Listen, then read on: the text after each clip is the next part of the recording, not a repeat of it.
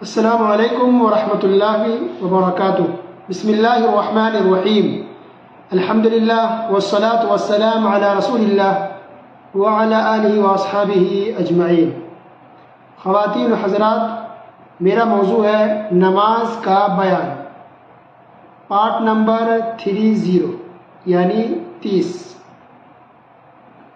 جب ہم نماز کے لیے کھڑے ہوتے ہیں تو سب سے پہلے اللہ اکبر کہہ کے سینے پر ہاتھ باندھتے ہیں۔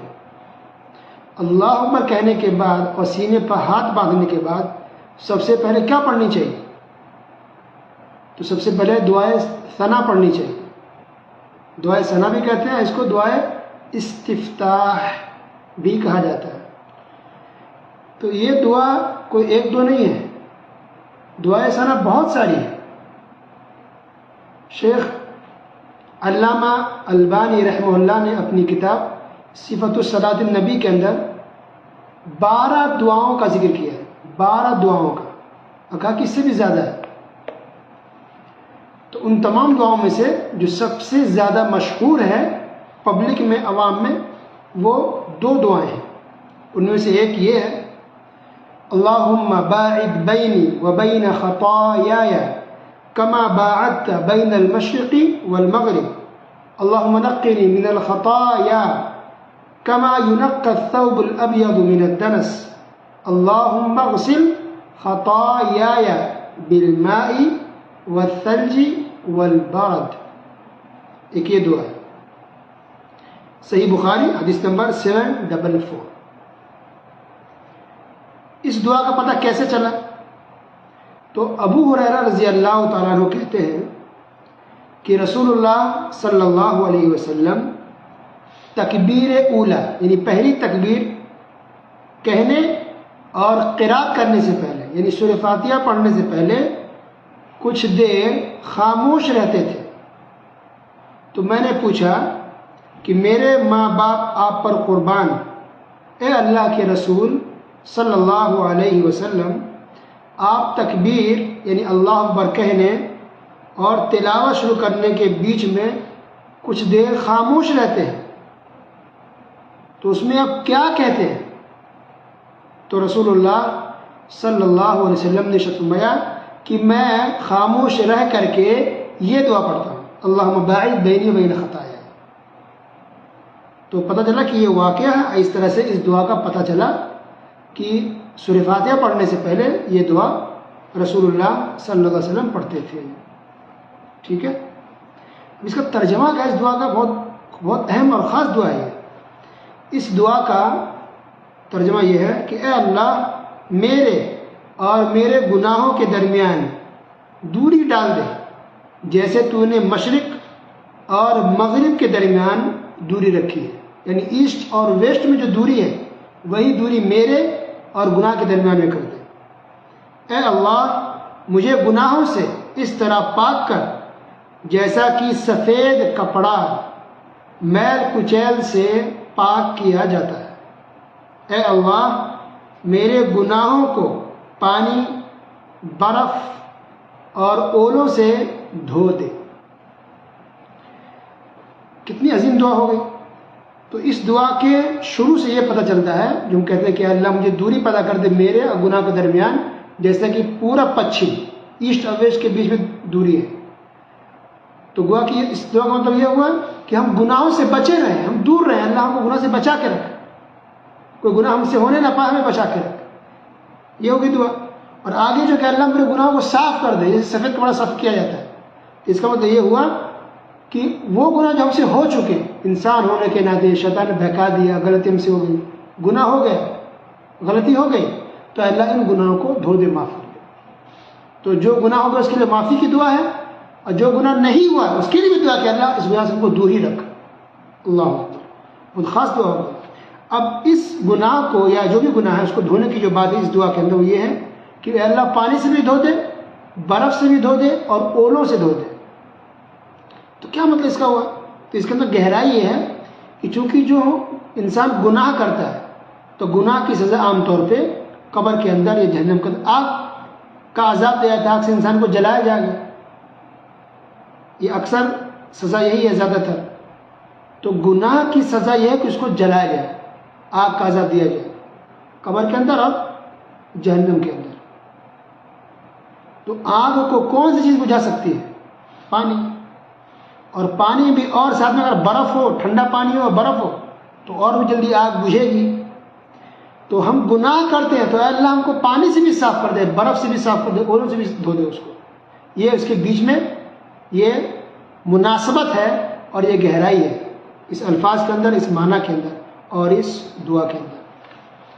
دیکھیے دعا ہو گیا اللہم باعد بینی و بین خطایای کما باعدت بین المشرق والمغرب اللہم نقنی من الخطایا کما ينقى الثوب الابيض من الدنس اللہم اغسل خطایای بالماء والثلج والبرد۔ تو جن کو یہ دعا پڑھیں، اور جن کو یہ دعا یاد نہیں ہے تو ایک دوسری دعا بھی ہے جو اس سے بہت چھوٹی ہے، اور وہ دعا یہ ہے کہ عائشہ رضی اللہ عنہ کہتی ہے کہ رسول اللہ صلی اللہ علیہ وسلم جب نماز شروع کرتے تو یہ دعا پڑھتے، سبحانک اللہم وبحمدک وتبارک اسمک وتعالی جدک ولا الہ غیرک، سبحانک اللہم وبحمدک وتبارک اسمک وتعالی جدک ولا الہ غیرک۔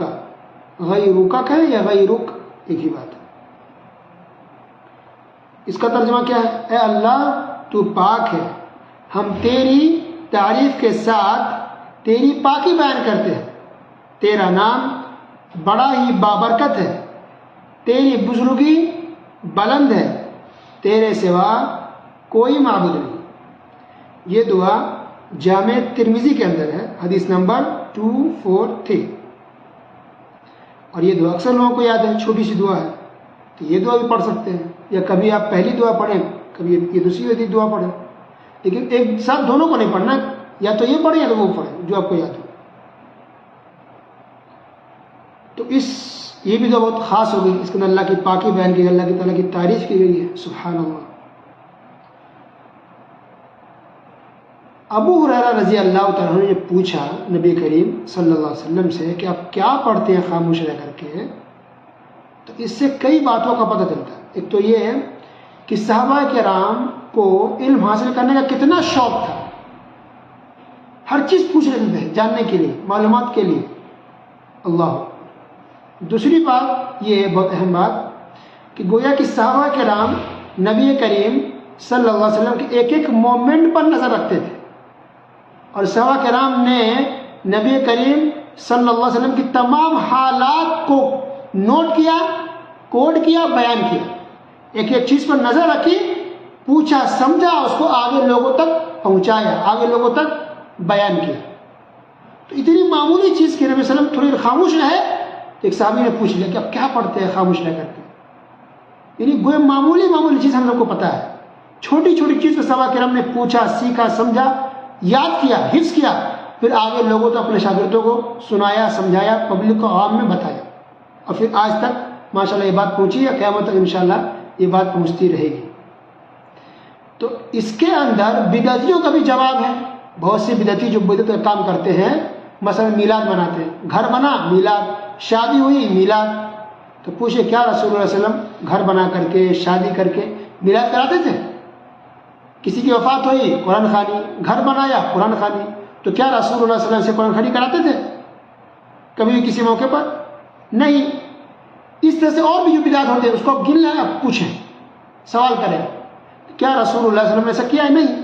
تو اگر یہ قرآن خوانی، اگر یہ میلاد اگر ہوا ہوتا شادی کے موقع پر، کسی کی وفات پر، یا سال میں ایک بار ربیع الاول کے مہینے میں نبی صلی اللہ علیہ وسلم کا میلاد ہو، یا شادی کے موقع پر جو میلاد مناتے، یا گھر بننے پر جو میلاد مناتے، اگر ہمارے رسول صلی اللہ علیہ وسلم یہ سب کیے ہوتے تو ان چیزوں کا بیان حدیث کے اندر ضرور ہوتا، کیونکہ میلاد میں تو بڑی بات ہو گئی، لوگوں کا جمع ہونا، بھیڑ لگنا، اتنی بڑی بات کیسے چھپ سکتی ہے؟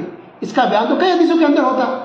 تو کہیں بھی ایک بھی حدیث کے اندر میلاد منانے کا ذکر نہیں ہے، ایک بھی حدیث کے اندر قرآن خوانی کرنے کا ذکر نہیں ہے، ایک بھی حدیث کے اندر شب بارات میں حلوہ بنانا اور پتہ نہیں لوگ کیا کرتے وہ سب کرنے کا ذکر کسی بھی حدیث میں نہیں ہے۔ اگر وہ لوگ کرتے، نبی کے زمانے میں ہوتا، تو اس کا حدیث کے اندر، اس کا بیان حدیث کے اندر ضرور ہوتا، لیکن کہیں بھی بیان نہیں ہے۔ تو اتنی معمولی چیز بھی نبی صلی اللہ علیہ وسلم نے اگر کیا ہے یا کہا ہے تو صحابہ کرام نے اس کو یاد کیا اور ہم تک پہنچایا. سبحان اللہ. تو بہرحال تو سب سے پہلے ہم اللہ کو کہنے کے بعد ثنا پڑھیں گے, دعائے ثنا پڑھیں گے. کچھ لوگ کیا کرتے ہیں کہ جب یہ دعا پڑھتے ہیں کیا کہتے ہیں ثنا سبحانک اللہم وبحمدک.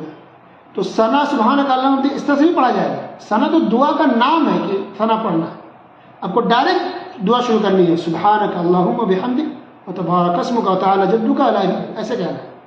ثنا سبحانک اللہم وبحمدک ایسے نہیں کہنا, بلکہ ڈائریکٹ دعا شروع کرنی ہے سبحانک اللہم وبحمدک وتبارک اسمک وتعالی جدک ولا الہ غیرک. یہ پڑھیں, یا پھر اللہم باعد بینی وبین خطایایا, وہ دعا پڑھیں. ٹھیک ہے. تو دعا پڑھنے کے بعد, یہ دعا پڑھنے کے بعد کیا کہیں گے, اعوذ باللہ پڑھیں گے, اعوذ باللہ من الشیطان الرجیم. اس کے بعد بسم اللہ پڑھیں گے, بسم اللہ الرحمن الرحیم. اس کے بعد سورہ فاتحہ پڑھیں گے, یعنی الحمدللہ رب العالمین الرحمن الرحیم. ٹھیک ہے. تو اعوذ باللہ پڑھنے میں یہ ہے کہ یا تو آپ اعوذ باللہ من الشیطان الرجیم یہ پڑھ لیں, یا پھر چاہیں تو یہ پڑھیں اعوذ باللہ السمیع العلیم, اعوذ باللہ السمیع العلیم من الشیطان الرجیم من حمزہ ونفخہ ونفثہ. یہ پڑھیں. ایک حدیث کے اندر یہ موجود ہے کہ اللہ کے رسول صلی اللہ علیہ وسلم نے یہ پڑھا, اعوذ باللہ السمیع العلیم من الشیطان الرجیم من حمزہ ونفخہ ونفثہ. یہ آپ نے پڑھی, پھر بسم اللہ پڑھا آپ نے, اور پھر سورہ فاتحہ آپ نے شروع کیا. لیکن اتنے اس طرح سے آپ کو اگر یاد نہیں ہے تو سمپل جو ہے اعوذ باللہ من الشیطان الرجیم یہ پڑھ لیں, بسم اللہ الرحمن الرحیم یہ پڑھ لیں تو کافی ہے. تو اعوذ باللہ من الشیطان الرجیم کیا مطلب اس کا؟